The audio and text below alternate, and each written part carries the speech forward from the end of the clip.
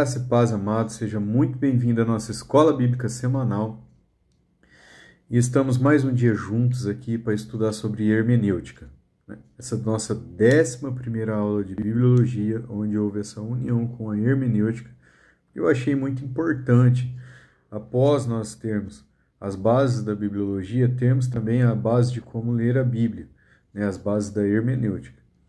E como eu já citei aqui, eu tenho como base o método histórico-gramatical, que é o que eu utilizo para interpretar a Bíblia. Hoje, nós vamos ver sobre os aspectos gramaticais e vocabulários da Bíblia. Dê atenção aos aspectos gramaticais e vocabulários.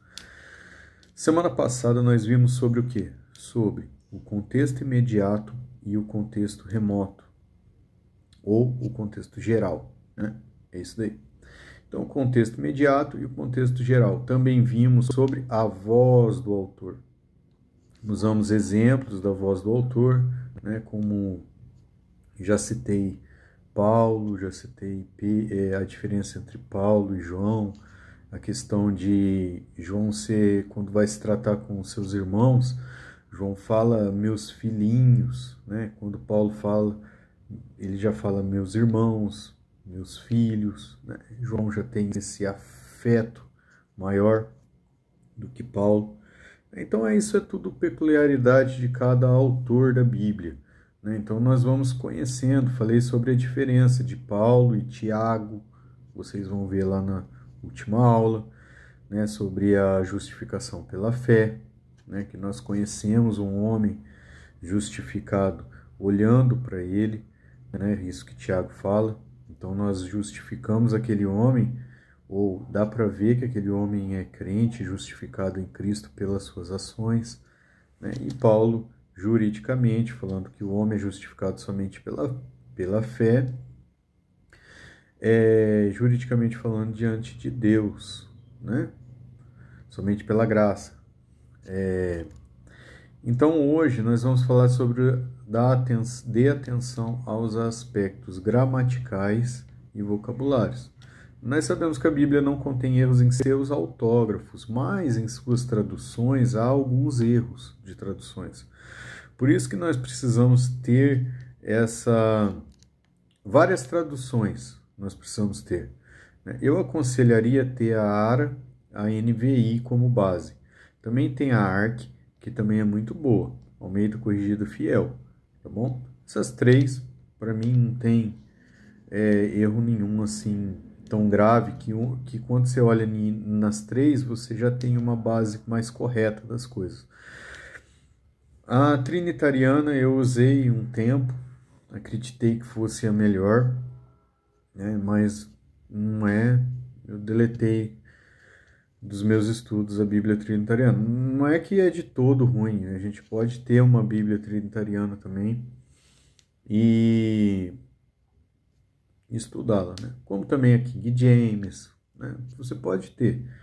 É sempre bom ter 2, 3 versões, A que eu prefiro é a NVI e a ARA, amém? Essa é a minha preferência. Essa que eu utilizo aqui é a ARA.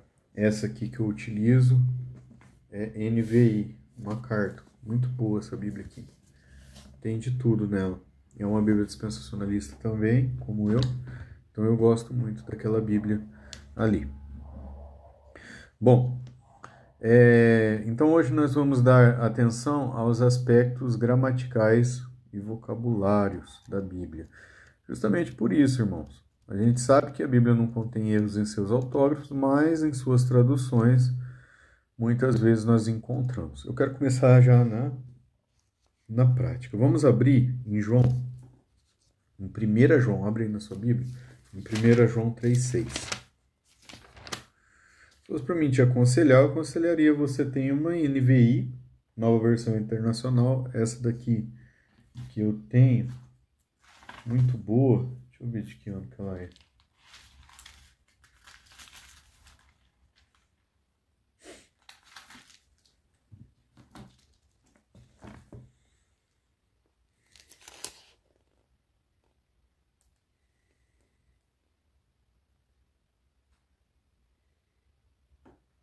Depois no fim, se eu achar, eu falo para vocês, mas parece que é de 2011. De 2011. É a NVI, a nova versão internacional, de 2011. É muito boa essa NVI, tá bom? Muito boa mesmo. Vamos agora para o texto. 1 João. A Ara, que é essa outra que eu também estou utilizando, ela usa uma linguagem mais erudita. A NVI é uma linguagem que dá para você entender melhor, tá? Eu também amo a Ara aqui. Eu estudei por muito tempo na ARC também, Almeida Revista e Corrigida. Eu tenho a Bíblia Pentecostal e também usava muito ela, também é boa. Abre em 1 João 3,6.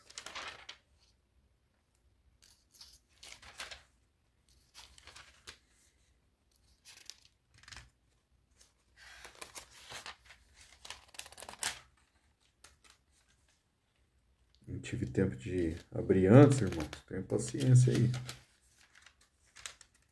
1 João, capítulo 3, versículo 6. Diz assim: todo aquele que permanece nele não vive pecando. Todo aquele que vive pecando não viu nem o conheceu.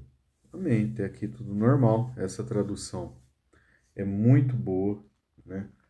Ela dá a entender o texto corretamente. A NVI também é muito boa também. Você quer ver? 1 João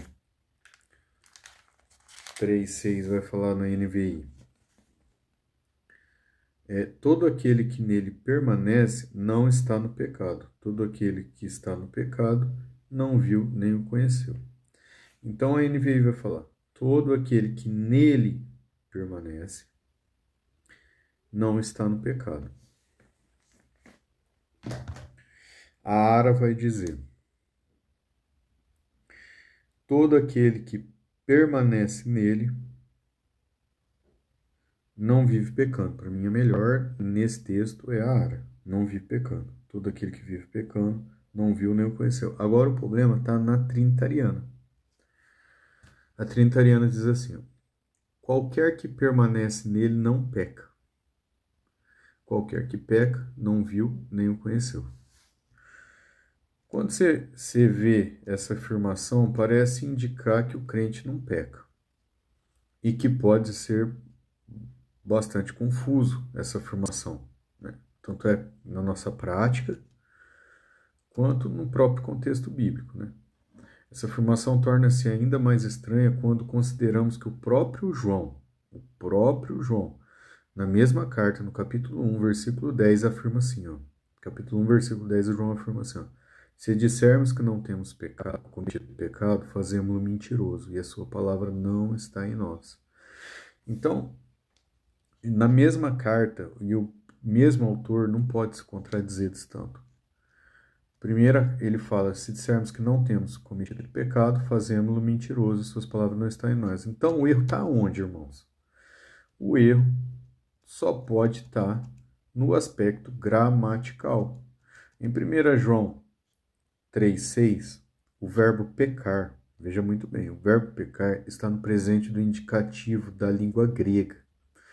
É frequentemente usado para descrever uma ação contínua. Então, toda vez que tem esse verbo pecar no presente do indicativo, na língua grega, ele está determinando uma ação contínua, não está determinando uma ação todo aquele que peca, não é todo aquele que vive pecando, entendeu? Isso daí é facilmente resolvido, como eu já falei no começo, você tendo duas versões da Bíblia. Quando você tiver essa dúvida, você está lendo a Bíblia, você tem uma dúvida, você fala: cara, isso aqui não condiz com a analogia da fé, a gente sabe que o crente peca, por que aqui está afirmando que o crente não peca? Aí você pega uma outra tradução, igual eu acabei de fazer na prática com vocês, abre e vê, e vai tirar esses aspectos gramaticais. Se você não tiver uma noção de grego, do grego koiné, se você não tiver uma noção do hebraico, a melhor solução para nós hoje aqui, que não sabemos essas línguas antigas, é essa, aqui no Brasil, aqui, como estamos aqui. É ter várias versões da Bíblia, né? Então, à luz da gramática, o que João quis dizer é: quem nasceu de Deus não vive continuamente pecando, entendeu? Ele não vive pecando. Isso é corretíssimo, conforme sabemos em base de Romanos. Romanos 6,14 vai falar o que sobre esse assunto do pecado e do crente pecar? Vai falar assim, Romanos 6,14: o pecado não terá domínio sobre vós, pois não estáis debaixo da lei, mas debaixo da graça. Então, se o pecado não tem domínio sobre mim, que sou crente, não quer dizer que eu não vou pecar. Porém, quer dizer que ele não me domina mais, né? Então, um exemplo clássico, até vi um rapaz uma vez falando isso. O rapaz chegou nele e falou assim: cara, toma um copo de cerveja comigo. E o menino é cristão, né? E eu não estou entrando no mérito se pode ou não pode, mas só quero dar esse exemplo. O menino falou assim para ele: cara, eu posso tomar esse copo de cerveja que você está me oferecendo, e depois que eu tomar esse copo de cerveja, eu não tomo mais nenhum. E você consegue? É lógico que, né, ele quis mostrar para ele, para o cara que estava o desafiando, para o desafiador, que o pecado não tem domínio mais sobre ele, né? Ele tem limites, ele sabe falar? Não. Ele tem poder para falar? Não. Isso se dá pela presença do Espírito Santo em nossa vida, né? As pessoas às vezes viram escravas de vício, né? Então, isso é um problema, né? Mas o crente, toda vez que lhe é revelado o pecado, ele tem agora a possibilidade de dizer não, né? Porque quando o Espírito Santo convence o homem do pecado, do juízo, da justiça, logo nós temos que ter um coração arrependido, pedir perdão ao Senhor e pedir ao Espírito Santo essa graça, esse poder, para que isso não ocorra de novo em nossa vida, né? E então por isso que o crente não vive pecando. Amém? Ficou claro, né? Esse não é o nosso assunto primórdio aqui, mas eu estou querendo usar o exemplo de como é importante nós termos esses aspectos gramaticais, né, em mente. Já aconteceu acho que no ano de 1980, na década de 80, eu não sei, né, irmãos, porque eu nasci em 85, mas eu li sobre isso. Mas parece que na década de 80 aconteceu um cisma, principalmente na Igreja Batista, por causa da teologia do Novo Nascimento, com base nessa versão trinitariana. E olha o problema que deu: cismou igrejas, né? Dividiu igrejas, porque muitos pastores afirmavam, falavam: o crente não peca, não peca. Quem peca é porque não nasceu de novo. Então eles batiam, eram enfáticos nisso. E isso aconteceu até um cisma na igreja, nessa época aí. Então, para você ver, e era fácil deles resolver. Como que eles resolveriam esse problema? Eles resolveriam esse problema dando atenção aos aspectos gramaticais da Bíblia. Amém? Então, nós já vimos até agora contexto imediato, contexto geral ou contexto remoto, pode usar os dois nomes. Vimos a voz do autor e vimos agora, acabei de demonstrar para vocês, aspectos gramaticais da Bíblia. Tem muito mais exemplo, irmão, mas para não delongar muito, eu já vou para o próximo, tá bom? Então, contexto imediato, contexto geral, voz do autor, aspectos gramaticais e agora a escritura interpreta a escritura, mais uma ferramenta da hermenêutica. Então grava isso, a escritura interpreta a escritura. Sabe, se você pôr na cabeça assim, ó, quando eu vou ler uma passagem, eu preciso saber do contexto imediato, do contexto geral preciso dar atenção aos aspectos gramaticais dela e saber que a Escritura interpreta a Escritura, já resolveu bastante, mas a hora que eu der mais ferramentas, você vai ter mais ferramentas para te deixar mais seguro na sua pregação, mais seguro naquilo que você está falando realmente, porque você vai ter a analogia da fé bem colocada em teu coração. Bom, a Escritura interpreta a Escritura a Escritura deve ser usada para interpretar a própria Escritura. Simples assim. Nós não utilizamos de fontes que não seja a Bíblia para interpretar a Bíblia. Fontes que não seja a Bíblia são fontes secundárias, né? Primordial é a Bíblia interpretar a Bíblia. Amém? Escritura interpreta a Escritura. E nós vamos ter uma noção melhor, mais fiel diante dessa situação. A Escritura deve ser usada para interpretar a própria Escritura. Muitas pessoas entendem essa regra de forma errada. Isso é importante. Ó.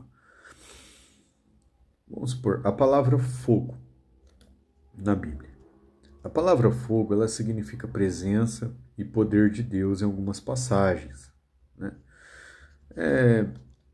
Então nós vemos em algumas passagens a palavra fogo representando o quê? Representando presença de Deus e poder de Deus.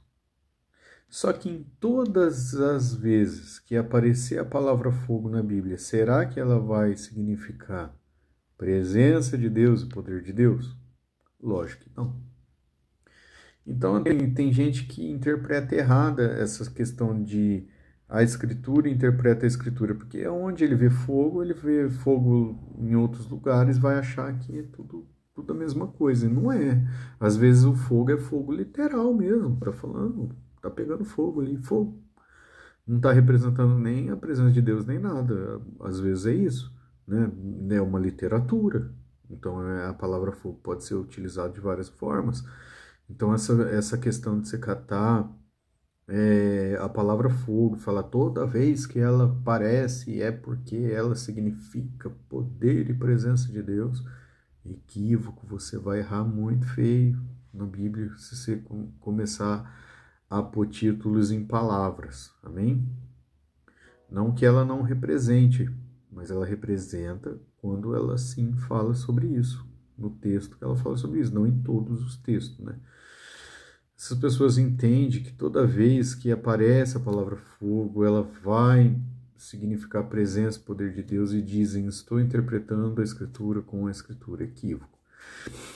Isso não é a forma certa de aplicar essa regra, não é assim que aplica essa regra. A palavra fogo pode significar várias coisas.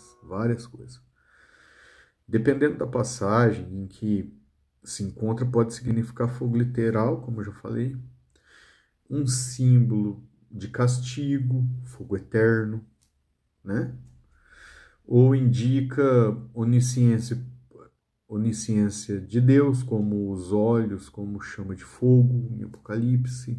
O que significa os olhos como chama de fogo? Onisciência de Deus, conhece todas as coisas, nada foge de seus olhos. Então, interpretar a Escritura com a Escritura não é se atribuir jargões a palavras, né?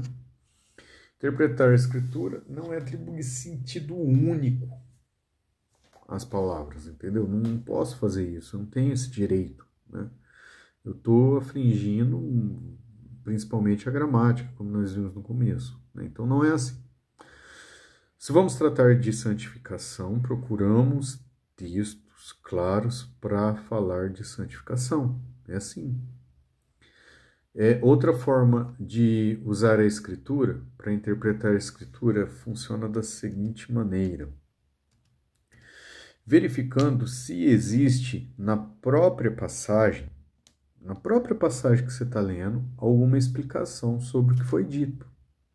Simples assim. Então, em 1 João 1,12, já que eu estou aberto aqui. Em 1 João,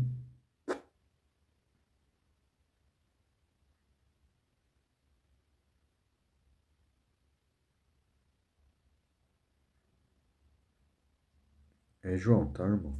Falei errado, 1 João. É João 12.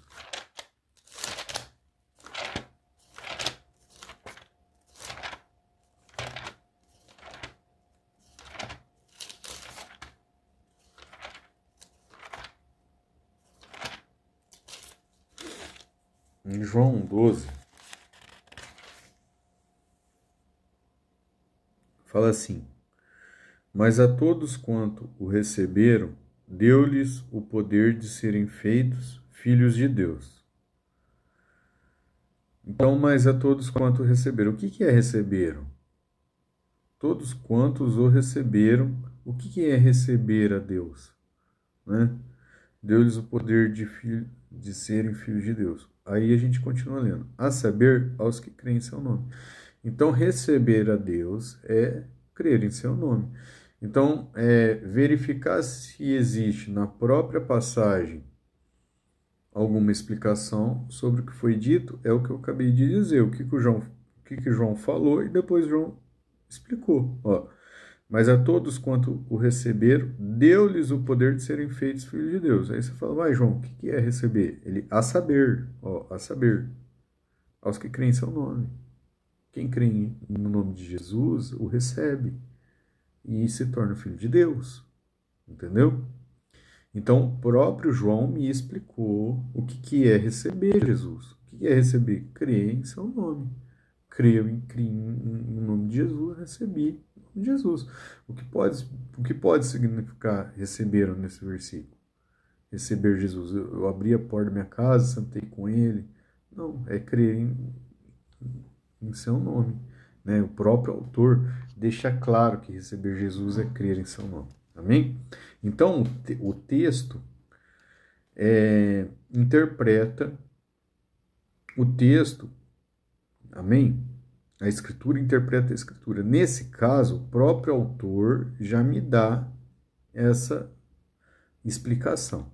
Então, esse é um caso simples e rápido. Né? Já está aqui no mesmo versículo, quase já tem a pergunta, já tem a coisa, já dá a dúvida, e o próprio João já me traz a explicação. Interpretar a Escritura com a Escritura pode ser dessa forma, verificar se na própria passagem alguma explicação sobre o que foi dito. Amém? Um assunto ligado a esta regra é a intertextualidade. Intertextualidade é o uso de um texto em outro. Ocorre quando um autor cita, veja bem, ocorre quando o autor cita, faz alusão ou ecoa. Então, grave isso daqui: citação, alusão e eco. Citação, alusão e eco. Mais uma vez, citação, alusão e eco. Decore isso aqui. Para você interpretar a Escritura com a Escritura, isso vai ser importante, né? Porque isso aí são ferramentas da intertextualidade. Então, porque eu preciso pegar outro texto para explicar esse texto. Como que eu vou saber? Eu vou ver se tem alguma citação, alguma alusão ou algum eco daquele texto que eu estou vendo em outros lugares. Amém? Ou se aquele que eu estou vendo, ele é eco de algum outro texto. Ou uma alusão ou uma citação. Ferramentas da hermenêutica, irmão. Então vamos lá. A citação ocorre quando um autor cita literalmente ou livremente de uma passagem já existente. É literal. Ele cita algo, o autor, vamos supor, do Novo Testamento cita algo do Antigo. Então vamos ver aqui, ó, Mateus 2,5. Novo Testamento. Mateus 2,5 fala assim, olha: em Belém da Judéia responderam eles, porque assim está escrito por intermédio do profeta: e tu, Belém, terra de Judá, não és de modo algum a menor entre as principais de Judá, porque de ti sairá o guia que há de apacentar meu povo. Miqueias, li Mateus, e eu estou falando sobre citação. Agora Miqueias fala assim, Velho Testamento. E tu, Belém Efrata, pequena demais para figurar como grupo de milhares de Judá, de ti sairá o que há de reinar em Israel, e cujas origens são desde os tempos antigos, desde os dias da eternidade. Então, o que eu vi aqui? Uma citação. Mateus citou Miqueias, entendeu? Então, se eu fosse estudar sobre essa passagem de Mateus 2,5, eu iria ver que Mateus, dependendo do teu conhecimento bíblico, lógico, que Mateus citou Miqueias. Então eu iria lá em Miqueias também para ver se reforça, se agrega, se enriquece meu entendimento. Amém? Então a citação é essa questão literal, quando o autor realmente cita algo do Antigo Testamento. Geralmente citações vêm acompanhada de uma frase introdutória, né? E então se cumpre o que foi dito pelo profeta. Aí fala o que o profeta falou. Geralmente tem essa frase introdutória. Aí ele cita algo do Velho Testamento ou de outras passagens. Amém? Bom, alusão. Ficou claro que é citação. Agora vamos ver o que é alusão. Alusão ocorre quando o escritor não cita literalmente uma passagem, mas faz referência a ela, entende? Sem reproduzir todas as palavras exatas, não está citando todas as palavras, mas ele faz algumas referências tal que tem a alusão sobre outra passagem. Tiago 3,9. Tiago 3,9 fala assim, com ela bendizemos ao Senhor, também com ela amaldiçoamos os homens feitos à imagem, à semelhança de Deus, feitos à semelhança de Deus. O que aludiu esse texto? Vocês lembram, né? Gênesis 1:26.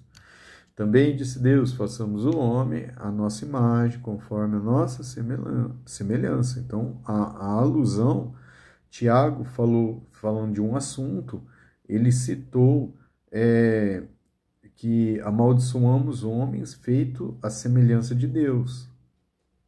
Entendeu? Então, quando ele fala isso, ele está fazendo uma alusão a Gênesis 1:26, quando Deus criou o homem à sua imagem, conforme a sua semelhança. Isso é uma alusão. Vai te lembrar, você está lendo um texto, vai te lembrar do que Tiago está fazendo. Você vai estar por dentro do assunto de Tiago, né? Ou de outro autor. Né? Agora, o que é eco?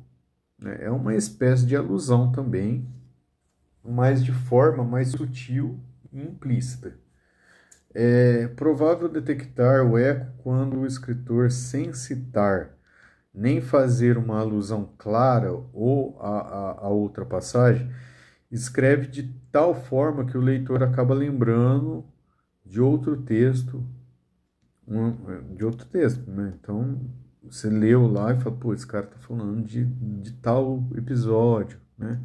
E geralmente não está as palavras citadas certinho, né? A alusão ainda tem uma palavra ou outra, a citação é meio que literal, mas o eco é um eco. É um eco. Na hora que você lê, parece que ecoa outra passagem na sua cabeça, entendeu? Nós vemos como Apocalipse 7:9 diz assim, depois dessas coisas vi, e eis grande multidão que ninguém podia enumerar, de todas as nações, tribos, povos, línguas, em pé diante do trono do Cordeiro, vestido de vestiduras brancas, com palmas na mão, e clamavam em grande voz, dizendo, ao nosso Deus, que se assenta no trono, e ao Cordeiro pertence a salvação. O que ecoou em sua mente quando eu falei que diante do trono de Deus, quando nós lemos aqui em Apocalipse, que diante do trono de Deus, nós vimos grande multidão de todas as tribos, de todas as nações, de todos os povos, de todas as línguas. O que ecoou em sua mente? Aqui na minha mente ecoou o que? Gênesis 12:3. Até marquei em meu esboço aqui, Abençoarei os que te abençoarem, amaldiçoarei os que te amaldiçoarem, e em ti serão benditas todas as famílias da terra. Entendeu? Então nós vemos grande multidão de todas as nações, todas as tribos, todos os povos, todas as línguas, em pé diante do trono do Cordeiro, vestido de vestidura branca, palmas nas mãos, e clamavam grande voz ao nosso Deus, dizendo: ao nosso Deus, que se assenta no trono, ao Cordeiro pertence a salvação. Então ali diante de Deus tinha bênçãos sobre vários povos receberam a salvação mediante a fé em Jesus Cristo, né? E ali estava diante de Deus,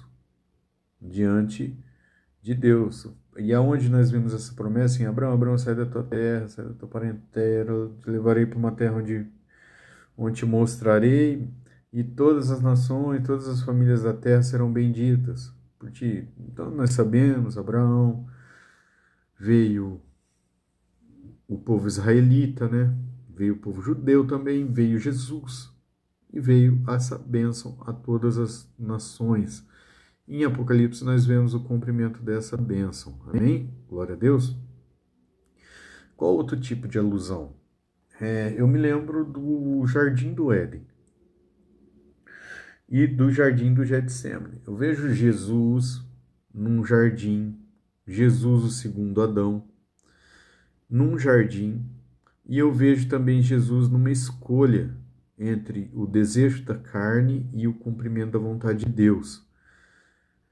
Isso me alude o quê? Adão, um homem, o primeiro Adão, num jardim, diante da árvore e tendo uma escolha também. Cumprir a vontade de Deus ou o desejo dele de comer o fruto. Então, nós vemos uma grande alusão aí. O primeiro Adão não cumpriu a vontade de Deus, trazendo condenação a toda a raça humana. E o segundo Adão, nesse jardim do Getsemane, cumpre a vontade de Deus, trazendo a salvação a todo aquele que nele crê. Amém? Então vocês estão vendo o que é eco também? Ecoa uma passagem e ecoa outra. Espero que você esteja sendo abençoado e tenha sido abençoado com essa nossa 11ª aula. Que Deus guarde sua casa e toda a sua família. Amém? A intertextualidade é importante porque, ao detectar uma citação, uma alusão, um eco numa passagem, fica mais fácil descobrir o que o escritor tinha em mente, né? Analisando com atenção a passagem que ele citou, aludiu ou ecoou. Amém? Tá? Assim podemos usar a Escritura para interpretar a Escritura. Nas próximas aulas nós aprofundaremos na compreensão dos textos bíblicos, né, e várias coisas, aplicando essas regras também. Mas tem mais regrinha que eu quero passar, mas por hoje nós ficamos por aqui. Tá? Deus abençoe sua vida em nome de Jesus.